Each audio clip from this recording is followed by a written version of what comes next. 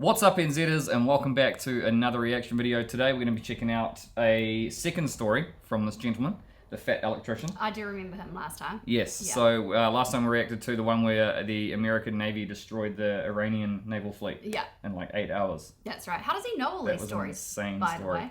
I don't know, maybe like Mr. Bourne just does like his research. And then, people just send them to him. Yeah, so he's a good storyteller.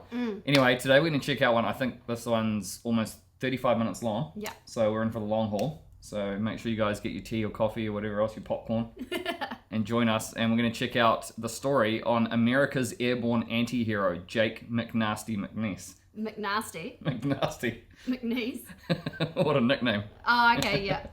Anyway, let's check it out. Hands down, gonna be the longest video I've ever made. I should probably pee first. Hold on. Maybe. Oh, wow. Oh, whoa. Today we're talking about America's Airborne. I did not know that was Ladies and gentlemen, James Albert McNiece, aka Jake McNasty, the leader of one of the most notorious military groups of all time, the Filthy 13. Wow. Wow. They look ruthless. Mohawks and everything. And just to clarify, in case you don't know, being an anti-hero is not a bad thing, despite how it may sound. You see, the textbook definition of an anti-hero is a hero that does not display typical heroic qualities, which honestly is pretty ambiguous, but it's one of those things where you know it when you see it. So for example, a regular hero would be somebody like Superman. He's invincible, he shoots lasers from his eyes, and he always does the right thing 100% of the time. He never roughs up the bad guy. He always takes him straight to jail because the justice system never messes up anything. He only has sex in the missionary position. He always changes the batteries in his smoke detectors on time. It's boring, unrelatable, and completely inhuman behavior. Anyways, and then you have the anti-heroes, the fan favorites, the characters with human faults that they not only overcome, but turn into their advantage. Characters like Wolverine with his bad attitude, Deadpool with his morbid sense of humor. Hell, even Batman is an anti-hero because at the end of the day, it's more relatable to do karate in your garage, dress up like a bat, and then run around town beating up clowns and dudes on steroids than it is to be perfect. Yup! So I guess what it means to be an anti-hero is that you always do the right thing, but you don't always do it the right way. And if you were to ask me for a real-life example of an anti-hero, I can't give you a better one than Jake McNiece. Alright, here's the deal. Jake was born in Oklahoma in 1919. He grew up during the Great Depression as one of 10 siblings. This guy had to learn how to hunt, fish, and trap just to help put food on his family's table so they could survive. He had his first full-time job when he was 10 years old and continued to work full-time all the way through high school. After graduating, he became a full-time firefighter. Shortly after that, the attack on Pearl Harbor happened. America entered World War II. Jake, however, was exempt from the draft because he was a firefighter, but that's not what Jake wanted. Jake wanted to volunteer, and he didn't just want to volunteer for anything. Jake wanted to be a paratrooper and a demolition man.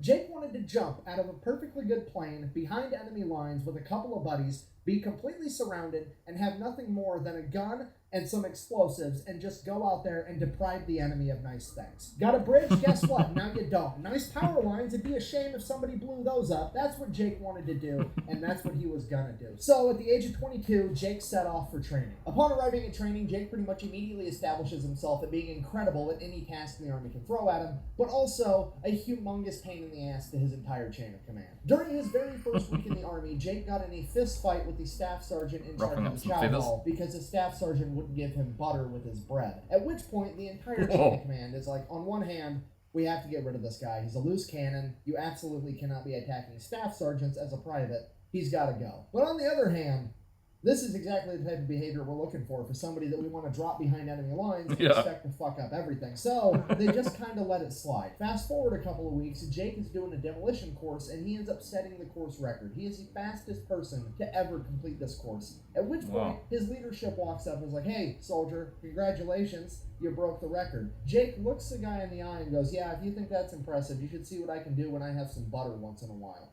And that's pretty much the rest of Jake's training. He absolutely crushes any task they give him, but also, Jake does not give a single fuck about the dog and pony show that is the U.S. military. He's not going to call an officer sir or man. He's going to call them by their nickname. He's not going to salute them unless they salute him first. He's not going to stand outside and salute the flag during retreat, and he absolutely is not going to show up to formation on time, and he's definitely not going to be sober all the time, because that's just how Jake is. And because of this, Jake would be the only new recruit to not get promoted to PFC, which is a way bigger deal than it sounds like, because at this point in time, in the 101st Airborne and the 82nd Airborne, every single new recruit after 31 days of training got promoted to private first class. The reasoning behind that was they wanted to give these guys a promotion so they could make more money and ideally send that money back home to their families because, well, they've got a very dangerous job coming up and nobody knows what's going to happen. So absolutely everybody is getting promoted to PFC after 31 days except for Jake. But here's the thing, Jake didn't really care. Jake wasn't there for the money. He was there for one thing and one thing only. We're going to be doing one thing and one thing only,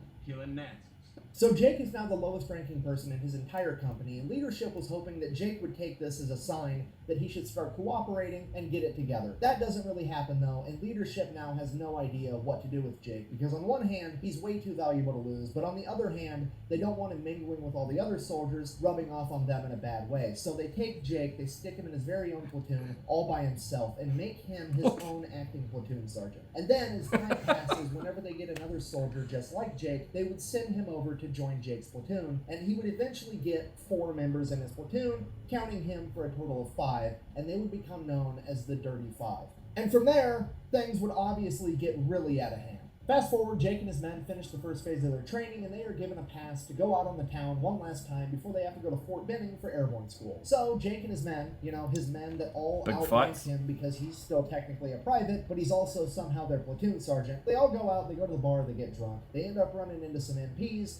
One of his men starts lipping off to the MPs. The MP goes to beat him with a nightstick. Jake interferes and says, hey, he's really drunk, let it slide. In Jake's own words, and I quote, he's so drunk he couldn't hit the floor with his hat in 30 throws. Okay, so just let it slide. He's going to get his men back to the barracks. It's going to be fine. The military police, the MP, then tells Jake, mind his own business, as he turns around to hit Jake's guy with a nightstick, at which point Jake proceeds to beat the shit out of 2 MPs, taking their Colt 45 1911s, firing all the ammunition into a nearby street sign before handing them back their empty guns and saying, okay, now you can take me to jail. The next morning, Jake's commanding officer shows up to the stockade to talk to Jake, and he's like, look, not surprised you're here, don't really care what happened. Here's the deal. The Japanese have the world record for the longest Ruck March, and I want to break that record by having a group of guys march from here all the way to Fort Benning, 136 miles, and I think you and your men are some of the guys that are going to be able to pull it off. Are you in? At which point, McNiece is like, 136 miles isn't a problem at all. I won't change my socks, and I won't even get a blister. Which, if you've never been in the military and you've never ruck marched, saying that you're not going to change your socks or get a blister on a 136-mile fucking ruck march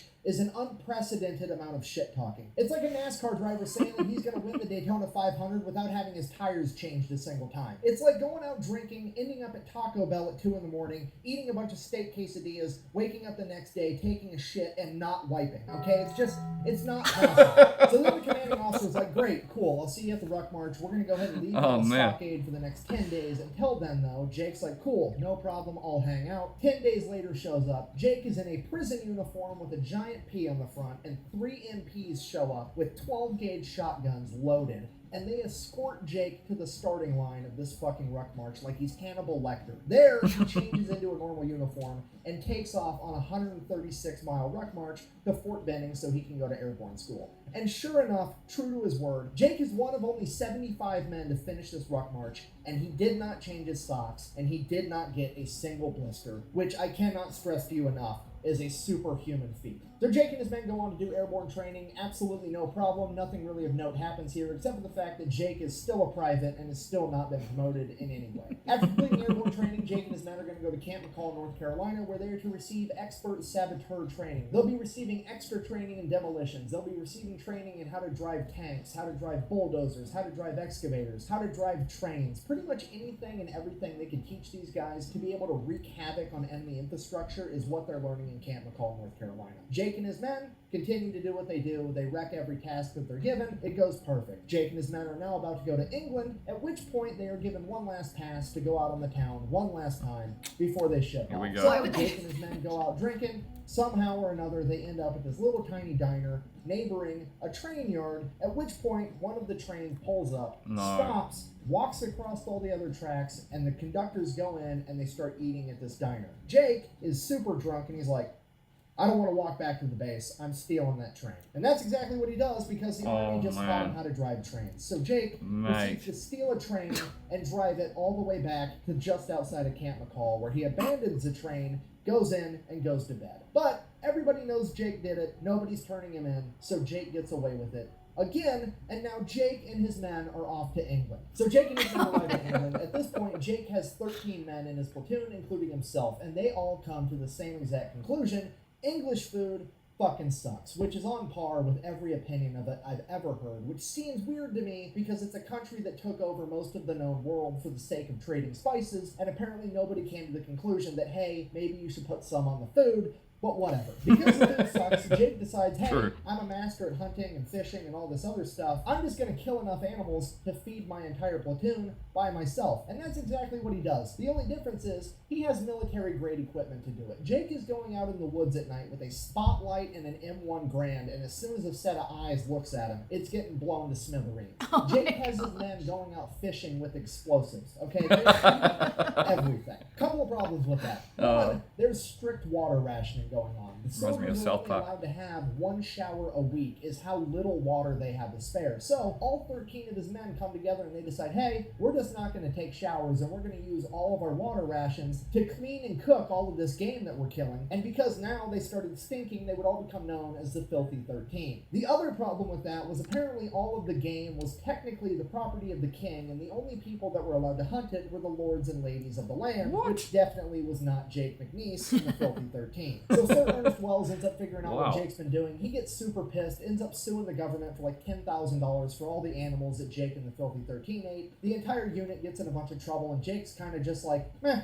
I mean, what are you going to do? I was hungry, so I ate some food. What do you want from me? If I'm in trouble, go ahead and punish me. What are you going to do? Stick me in an airplane, make me jump out into enemy-held territory where a bunch of Germans are going to try to kill me? Joke's on you, I'm into that shit. And the entire military is just kind of like, we literally have no way to punish him. So he gets away with it yet again. Fast forward June 5th, 1944. Oh, man. Jake and the Filthy 13 are given a separate and extremely dangerous mission of going out, capturing and occupying an enemy-held bridge that's supposed to be able to help Allied tanks penetrate further inland. After a day, they'll be reinforced from troops landing on Utah Beach. And if Jake can't capture and occupy the bridge, he is to blow it up so that the enemy can't use it for reinforcements. This mission is deemed extremely dangerous and borderline impossible, but leadership figures if anybody can pull it off, it's going to be Jake and the Filthy 13, because let's face it, the entire command structure at this point in time is basically looking at Jake's platoon like a fragmentation grenade of fuckery and bad attitude that they finally get to yeet at the enemy. So after receiving their mission, Jake and his men go out to start boarding the C-47s to take off at midnight to jump into Normandy. At which point, Jake decides that he's going to whip out his straight razor and shave himself a mohawk. He tells everybody that he's part Choctaw Native American and he wants to honor that heritage. However, in reality, while he was part Choctaw, he had heard that Germany had a lice epidemic and wanted to go there with as little hair as possible. Regardless, his men followed suit and all shaved mohawks. They then began donning black face paint, at which point Jake is like,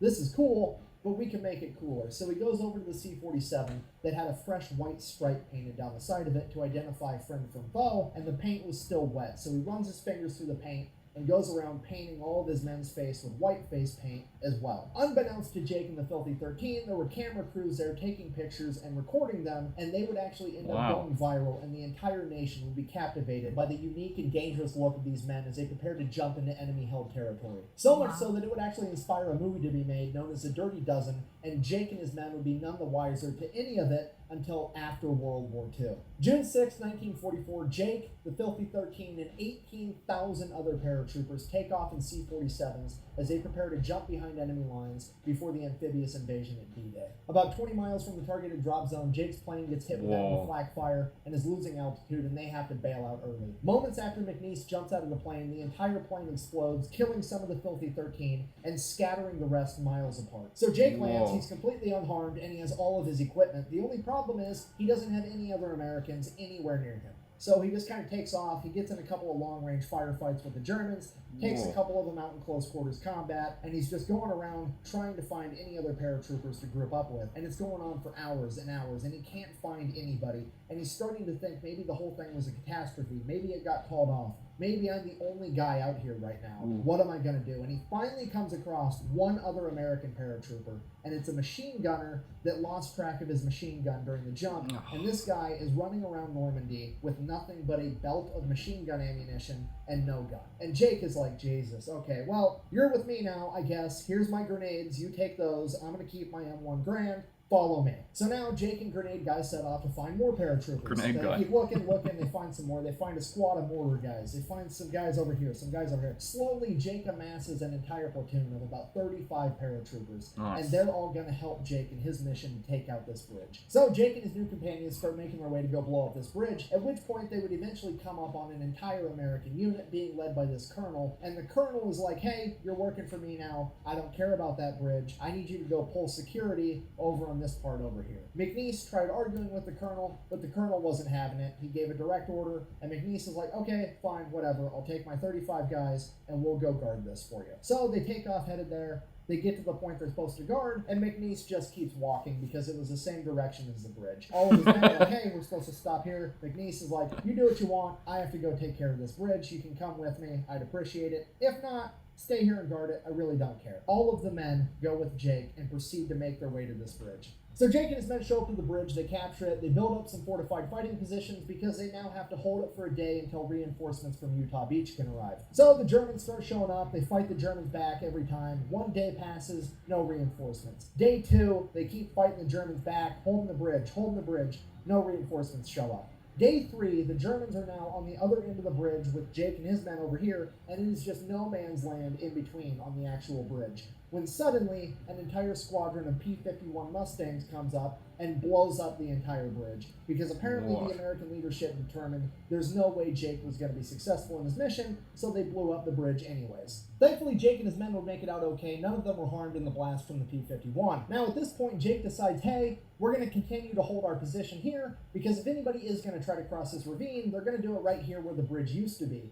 And sure enough, an entire German infantry battalion shows up on the other side of where this bridge was. At this point, the German officers make their way through the ravine and up to Jake under a white flag where they're like, hey, go ahead and surrender. We've got 700 men. You've got 35. It's going to be a bloodbath. Just call it a day. Jake, being Jake, is like, no, but you're welcome to surrender to me. The German officer, thoroughly annoyed, is like, what are you doing in that Mohawk head of yours? I have 700 men. You need to surrender or I'm going to kill all of you. At which point, I'm paraphrasing here, but I would assume Jake said something along the lines of, yeah, you've got 700 men, but you're going that way and the battlefield is that way, which tells me that all my buddies showed up on Utah Beach and they've been kicking your ass so bad that now you're trying to run away from them. So, the way I figure it, you've got about 3 options. Option A, you surrender to me right here, right now, and you all live happily ever after. Option B, you go back to your men, you hold your position right where you're at, and all my buddies show up in a little bit with a bunch of Sherman tanks and proceed to un-German engineer all of you motherfuckers. And option C, you guys try to fight your way through this ravine with me guarding it,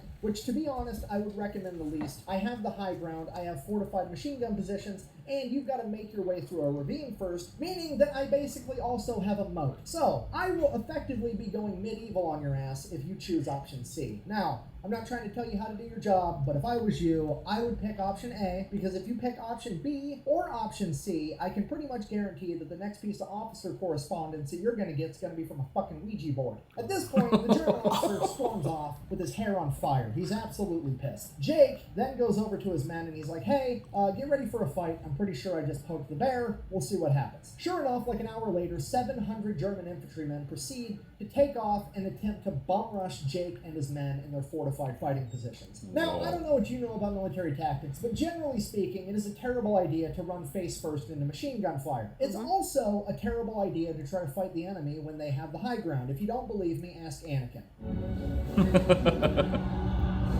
But running face first into a fortified machine gun position through a moat while they have the high ground, and the men running the machine guns are under the command of some American with a mohawk, Native American face paint, who everybody calls Jake McNasty, is literally a lifetime supply worth of shitty ideas. Jake and his men would hold their fire until the majority of the Germans made their way into the water, at which point they would open fire with 4 heavy crew-served machine guns, 2 mortar tubes, and a bunch of small arms, effectively mowing down and decimating the entire German battalion. On that day, Jake and his ragtag group of paratroopers were credited with removing 700 enemy combatants from the field. What? Shortly after that, the reinforcements from Utah Beach show up. Jake goes over to a small town. They get put in a holding position for a little while. Then Jake's small group of ragtag paratroopers all get evac'd, where they get broken up and sent back to their original units, where they get regrouped and refitted to return to war. Jake McNiece would find himself getting evac'd all the way back to France, where he would be reunited with the 5 surviving members of the Filthy 13, as well as receiving a bunch of new recruits for his platoon. At this point, they had a couple weeks off where they could drink, relax, do whatever. Jake's going out, he's getting drunk, he's having a good time. Then he would receive word that his platoon is going to be partaking in a new airborne operation referred to as Operation Market Garden, the largest airborne operation in human history, with 38,000 paratroopers jumping into Nazi-occupied Holland. Wow. Hearing that he was going to be jumping into Holland, Jake figured that he was going to be engaging in a lot of close quarters combat, so he opted to turn in his M1 Garand and get a Thompson, which is exactly what he did. He then received word that his platoon, being the bridge experts that they are, were going to have to go out, capture a bunch of bridges, defend them, and or get rid of them until they heard word otherwise.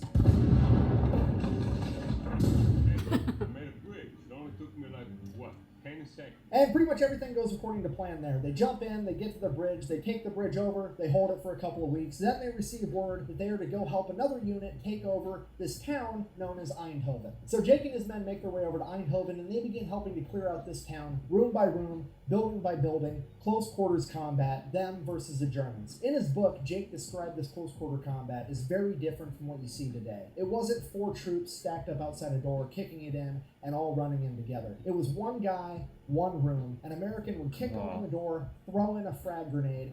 As soon as the frag grenade blew up, the American would then crawl in on his hands and knees with a Thompson submachine gun and shoot anybody that survived. The reason they crawled in on their hands and knees is because, according to Jake, the grenade would kick up so much dust and soot and debris in these old buildings that you couldn't see standing at normal level, so you had to drop down like you were in a fire trying to avoid carbon monoxide to be able to see what you were doing. And this is how they cleared the entire village. Also, the Germans wouldn't expect you to come in at that level. They'd be looking for you standing up. Somebody clearly used to make furniture. At which point, Jake would find a chicken. Now, this chicken had 6 eggs. Finding eggs in the middle of a war zone in World War II was a big deal. Nobody had eggs, and Jake fucking loves eggs, okay? This is amazing. Only problem, he's got to figure out how to get these 6 eggs all the way through this village without breaking them. So he thinks for himself to a second, maybe I could leave the eggs here and I'll come back for them later. And he's like, no, that's not going to work, because one of these other paratroopers is going to find my eggs, and these are my eggs, I want them. So he takes all the eggs and sticks them in the cargo pocket of his pants. And then, every time he clears a room, rather than crawling in on his arms and legs, he slides in on one side, the side without the eggs, to ensure that he doesn't damage any of his precious eggs, which is the most gangster shit I've ever heard in my entire life. This dude is going toe-to-toe in close quarters combat against enemies with submachine guns trying to kill him, and his primary concern is not fucking up breakfast. This is like a stupid video game achievement for when you want to play it on extra hardcore mode. Sunny It's side almost up. like this man knows that he has plot armor. It's Operation absolutely Sunny side up. incredible. Yeah. So he continues to go on, clears out the entire village, doesn't break a single egg. It's absolutely incredible. They get to the other side of the village, they're like, sweet, we cleared out all the Germans. And then, across the field, out of the wood line, pulls an entire German mechanized unit with 10 tanks. At this point, Jake is like, I just want to eat my fucking eggs. This sucks. So Jake and the Filthy 13 go to work, being the Must have been hungry. It's their job to go around to the tanks and disable their tracks so they can no longer move, and then the infantry's going to come in with their flamethrowers and cook the enemy out. And that's exactly what happens. Everything goes according to plan. They take out all 10 tanks. Not really that big of a deal. Jake reaches into his pocket. Tragedy strikes. He's broken a single egg. It only took 10 German tanks to make this guy fumble enough to break a single egg. and he got to enjoy 5 eggs for dinner that night. Jake and his men would then adopt a holding position where they would chill out for a little bit, hold their position until they got evac'd again for yet another huge mission where Jake and his men would find themselves back in France for a second time. So Jake and his men find themselves at an army base right outside of Reims, France. Obviously, Jake and his men want to go drink in town, have a good time, see if they can find some women, you know, what have you. The only problem is, apparently the 82nd Airborne was there last month, and the 82nd Airborne caused such an issue in town that the military had to bring in a special group of MPs to get the 82nd Airborne under control, and now all paratroopers have been effectively banned from town. I mean, to be fair, that's pretty on brand for the 82nd Airborne. Bunch of rowdy dudes. If you don't know, that's their logo. On paper, AA stands for All American, but everybody knows that it actually stands for Athletic Alcoholics. Now, Jake, wanting to drink anyways, comes up with a plan. He's got to hook up with a distillery all the way over in Paris, which is like a 2-day trip away. So, Jake gets a 72-hour pass, starts leaving to go to Paris. His commanding officer stops him and is like, Jake, what are you doing? I'm going to Paris to get some booze for the boys. Jake, Paris is 2 days away. Do you really think that you're going to be able to take 2 days to travel to Paris, go on a week-long bender, and then travel 2 days back all in 72 hours? At which point, Jake looks at the officer and have a week-long bender in 72 hours. I don't know. I wouldn't be willing to bet on it, but I'm willing to try. At which point, the officer kind of just rolls his eyes and is like, is there anything I can do to stop you? Jake, not really, so the officer just lets him go, because he realizes that Jake's going no matter what. It's just a matter of if he wants to get his ass beat over it or not. So, Jake makes his way to Paris, goes on a couple-day bender, gets a bunch of booze for the boys, heads back to base. He finally gets back. He's been AWOL for 5 days. They immediately throw him in the stockade for abandoning his post, at which point his command comes up to him and is like, Jake, we've been talking. We really want you to volunteer for Pathfinder School. At which point, Jake kind of has a little bit of a panic attack, and he's like, they're trying to kill me. Like, they're actively trying to kill me. You see, if you don't know what a Pathfinder is, they're basically paratroopers, but they go out hours or a day before the big, huge paratrooper operation, and they jump beforehand, and then they figure out the best spots to drop all the other paratroopers and radio it back to base so they know where to put everybody. This job during World War II was incredibly dangerous. On a given operation, it required 2 Pathfinders and 1 set of radio equipment to get the mission done. And on every mission, they would drop 10 Pathfinders and 2 sets of equipment because they knew that on average, 8 of them were going to die and 1 set of equipment was going to be damaged or lost. They had an 80% fatality rate on any one mission at any point during World War II. And that is why Jake thought for sure they're trying to get me killed. The only silver lining here is they can't make him do it, because Pathfinder is so dangerous that it was strictly a voluntary basis only. But Jake wasn't one to act too quick, so he said he'd think about it. And he goes and he thinks about it, and he's thinking about the war, and he starts to think to himself, you know, Pathfinder School is all the way over in England. By the time they send me there, I start school, I finish school, there's a good chance this war might be over altogether, and I'm not going to have to make another combat jump. It'll be great. So he's like kind of on the fence about it now, and then he really starts thinking about it, and he's like, man, Pathfinder School is at an Air Force base, and even back in World War II, the Air Force had way better food than the Army. So now he might not have to do any more combat jumps, and he's going to get some good food. And then it dawns on him. The Air Force base where they teach Pathfinder School is 8 miles down the road from Oxford University, and all the young British men are fighting a war right now, meaning that Oxford is just full of college chicks. And as Jake said himself, and I quote, this seemed like a mighty fine opportunity to do some postgraduate work. Fucking love this guy. So Jake shows up to Pathfinder School, and he's immediately called into the commander's office, which is weird because he hasn't even done anything wrong. Yeah. Jake goes in there, the commander's like, hi Jake, I've heard all about you. I want you to be acting first sergeant. At which point Jake is like, I don't know what you heard about me, but you heard wrong. I'm technically not even a private first class yet. I've never been promoted. I am not the leader that you want. I don't care about saluting. I don't care about any of that dog and pony show military stuff. I'm here to fight a war, and that's it. At which point the commander's like, that's exactly why I want you. I don't need you to salute me. I don't need you to call me sir. I need you to get these guys ready for war, and I don't think there's anybody better to do it than you. I'll make sure that you end up getting paid as a first sergeant the entire time you're an acting first sergeant. To which Jake replies, I don't really care about the money. Look, I've blown up every safe between here and Normandy, I have plenty of money, okay? I might be willing to do this job, but if I'm going to do it, there's going to be some terms. Anybody that's fighting for me is going to keep having good Air Force food, and they get permanent leave whenever they want. At that point, the commander agrees. Jake is now the acting first sergeant, which, if you don't know, is the polar opposites of the spectrum as far as enlisted rank goes. So, per usual, Jake excels at pretty much everything all through Pathfinder School. They graduate, Jake is still acting first sergeant, and he gets to decide which person is in which platoon. So naturally, Jake does what anybody would do, and he builds a dream team of the 20 best Pathfinders out of all 400 and puts himself with that platoon. Now at this point, it's really looking like Jake might never have to go out on a mission as a Pathfinder because the war is really dwindling down at this point. Then, December 16th, 1944, the Germans would launch a last-ditch effort counteroffensive to try to fight Allied forces. This would be known as the Battle of the Bulge, where they would cut off the 101st Airborne, Jake's old division, inside the town of Bastogne, completely surround them, and the 101st Airborne is now stuck in this city. They are running out of ammunition, they're running out of food, and they're running out of gas, and if they end up surrendering, it can turn the entire tide of World War II. So, all they need is somebody to be able to parachute in, get in town, and be able to call in resupply drops to let the 101st Airborne have a fighting chance to be able to hold off the Germans long enough for Patton to show up with his army of 350,000 men. So, you've got a crazy mission, somebody needs to save the day, you're calling upon Jake and his dream team. There hasn't been a single radio transmission to come out of the 101st Airborne in over 2 days. Despite that, Jake and his dream team are going to jump in anyways. They have to be able to hit a 2-mile diameter landing zone while jumping out of a plane that's traveling 160 miles an hour, utilizing parachutes that they can't steer. This mission is seemingly impossible, but here they go. They jump out of the planes, they hit the landing zone perfectly. One man, unfortunately, does die, but that is a 5% fatality rate compared to the average of 80. Jake and his men then immediately get to work setting up their equipment in opposite sides of town. And after one guy calls in one resupply, he picks up his stuff, moves to a different location. Then this guy calls in his resupply, picks up, moves to a different location, and they bounce the signal back and forth on opposite sides of town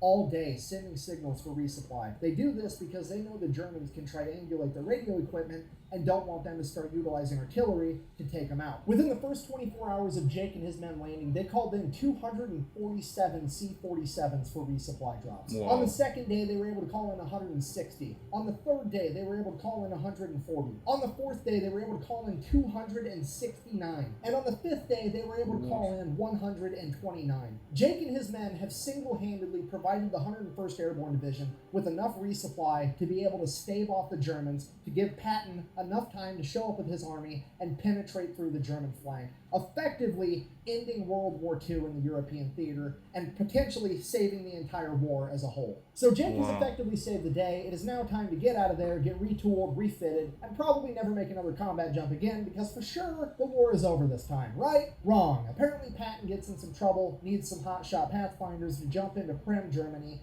and call in resupply for him. So they're going to Jake and his crew yet again. He's got a Jake reputation now. saves the day for a fourth time, becoming one of the only men in history to conduct 4 combat jumps during World War II. At that point, the war is basically over, and they adopt a holding position where they pretty much just party in Germany for the rest of the time. Now, as fate would have it, Jake and his men and some of the rest of the 101st Airborne would end up taking refuge in the abandoned castle of Herman Goran, like one of the biggest Nazi leaders during World War II. And oddly enough, a bunch of the spoils from all the countries that Germany has invaded all found their way to his castle. Fancy booze, fancy wine, and apparently he was a racehorse fan because every famous racehorse from every country that Germany invaded had made its way back to his castle. So Jake, the Filthy 13, a bunch of other 101st guys are sitting there getting drunk on fancy wine, fancy whiskey, and there's like $100 million worth of racehorse sitting in the barn, at which point they're like, let's throw on a rodeo for all the townspeople, right? Right, and that's exactly what they do. So you've got a bunch of drunk paratroopers riding around all these fancy racehorses. It's a great time. And then my personal favorite part of this entire story, while out at the rodeo, Jake would meet an attractive young lady by the name of Amelia. And Jake and Amelia would immediately hit it off and start doing some postgraduate work. I mean dating. Oh, don't worry, it gets better. As it would turn out, Amelia's father is the leader of the local chapter of Hitler's Youth, which is just the absolute cherry on top to this entire story. How's the saying go? Screw you and the horse you rode in on. Jake's like, nah, I'm going to raid your liquor cabinet, steal your horse, ride in on it, and then bang your daughter. This is the best possible ending to this man's epic saga in World War II that anybody could even come up with, and it happened in real life. Just to recap, Jake jumps into D-Day, wrecks house. Then jumps into Holland, wrecks house, and then eats some eggs about it. Then he pretty much single-handedly turned the tide of the Battle of the Bulge, and then he proceeds to find the closest thing he can to a Nazi princess and show her that inches are in fact better than centimeters. Shortly after that, Jake would get sent back home to America, where they would then reroute him to Arkansas so that he could see a plastic surgeon about getting his ear repaired because it had gotten mangled during one of his exploits. While in Arkansas, he would have a run-in with the military police, get in a fight with them, get thrown in the stockade yet again. Before being released, the military police commander would inform him after he gets his ears fixed, they don't ever want to see him on their post again, at which point Jake, being Jake, informs the military police commander, hey, if you ever see me again, I'm going to be a civilian and you're going to be the one with the fucking problem because I'm going to kick your ass. At which point, the military police commander files charges on Jake, and Jake is immediately chaptered out of the U.S. Army, officially ending his military career after only 3 years, 5 months, and 26 days. Because that's just how it goes for the anti-heroes. They are absolutely necessary in a time of war and not tolerated whatsoever during a time of peace. Jake didn't really mind though. He had accomplished what he set out to do. Plus, he had a huge hoard of cash that he had liberated from all the safes that he ran across in Europe. At that point in time, he goes on to explore his own alcoholism, going from place to place, town to town, job to job, just kind of doing his own thing. He ends up getting in a ton of bar fights, not because Jake instigates them, but because every local tough guy hears Jake's a paratrooper, and they want to prove how tough they are, but ultimately the only thing they proved is that they could fall down. Then, after a number of years, Jake would have a near miss with a drunk driving accident where he would almost drive his car into a concrete wall, in his own words, only missing it by a coat of paint. Because of that, Jake would decide that he needs to change his own ways. He would defeat his alcoholism, he would find God, he would start going to church every Sunday, he would find a wife,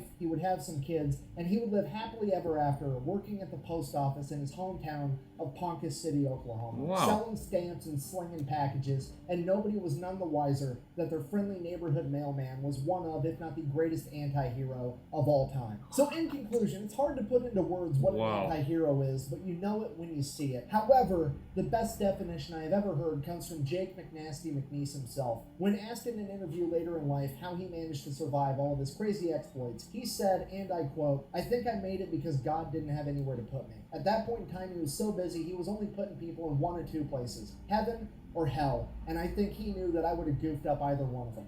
So here I am." And I think that might be the closest thing to a perfect definition that we're ever going to get when it comes to defining what an anti-hero is. So, thank you for watching. The best way to support the channel is to go buy some merch at thefatelectrician.com. Quack bang, out. Well, I stood retreat. Oh my goodness, man. Wow. That's him. Yeah. Should we listen to it? That's That crazy. evening, and then went in town that night, got all big drunk. The MPs was really mistreating a soldier boy. I stepped in, told them stop it, and they said we'll do it anytime we want to. So I took their nightsticks away from them, beat them to the ground. And then I took their 45s off of them and shot up all the street lights and everything around there. And I wasn't shooting at any people, I was just shooting lights. And then we went on in with them to the stockade. And I never did have to stand retreat again. Wow. Oh man, that's insane.